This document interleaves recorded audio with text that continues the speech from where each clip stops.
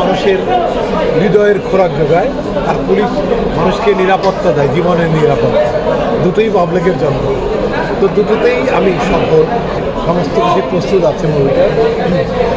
মুভিটা ঢাকাতেই শুট হবে, কেরানীগঞ্জে।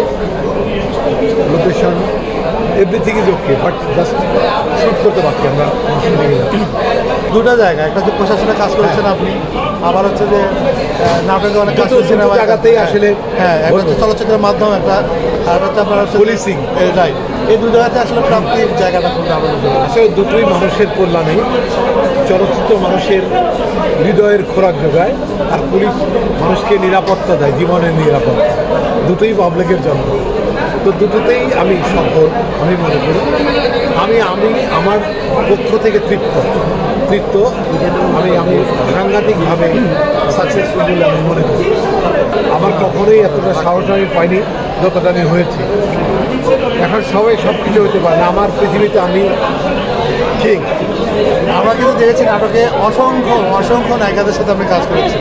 ঠিক রিভার্স হচ্ছে সিনেমায় যেটা বলবো, অলরেডি 8-10টা মুভি হয়ে গেছে, আরও সামনে করছেন। এই যে সিনেমা নাটকের মধ্যে প্রাপ্তিটা আসলে কোথায়? নাটকে আমি আসলে প্রায় 115 জন নায়িকার সাথে কাজ করে যাই। আর সিনেমাতে বাংলাদেশের যত সুপারস্টার নায়িকা সবার সাথে আমার কাজ হচ্ছে, রিপিট হচ্ছে। মাহির সাথে রিপিট, পরীর সাথে রিপিট, ববির সাথে রিপিট, এসব রিপিট হচ্ছে। অপুর সাথে শুধু রিপিট না, সিঙ্গার। এরকম অল সুপারস্টার আমার সাথে কাজ করেছে, সবার সাথে আমার অনেক ভালো সম্পর্ক। আমরা আবার জেনেছি যে আপনি তো বর্তমান চলচ্চিত্র শিল্পী সমিতি সহসভাপতির পদে আছেন।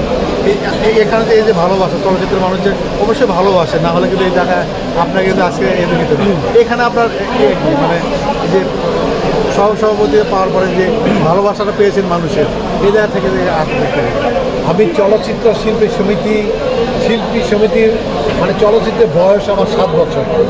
7 বছরে সর্বোচ্চ জায়গায় আমি গিয়েছি, সিনিয়র ভাইস প্রেসিডেন্ট হয়েছি।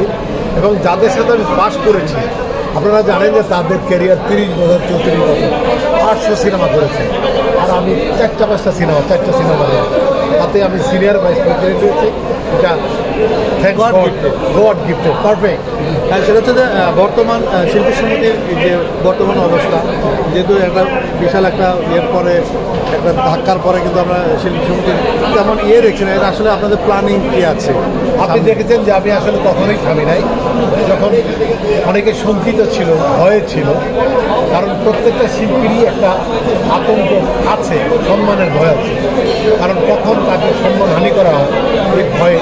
বাট আমি কিন্তু চলচ্চিত্রে শিল্পী সমিতিতে রেগুলার অফিস করেছি, আপনি জানেন। ক্রুশিয়াল টাইম যখন করেছি, আমি সবসময় ছিলাম, আছি এবং থাকবো। ঈদে আসতেছে বহু চলচ্চিত্র, যদি একটু বহু চলচ্চিত্র ঈদে এবং officer incharge complete. Badiul Alam খবরের অফিসার ইনচার্জ ফাইনাল হয়ে আছে, জাস্ট ঈদে আসার জন্য। অনেক বড় মুভি। তাহলে অফিসার ইনচার্জ ঈদে আসতেছে। অফিসার ইনচার্জ আমি আর মাহি অ্যাক্টিং করেছি। আচ্ছা, এটা এই ঈদে দিচ্ছেন?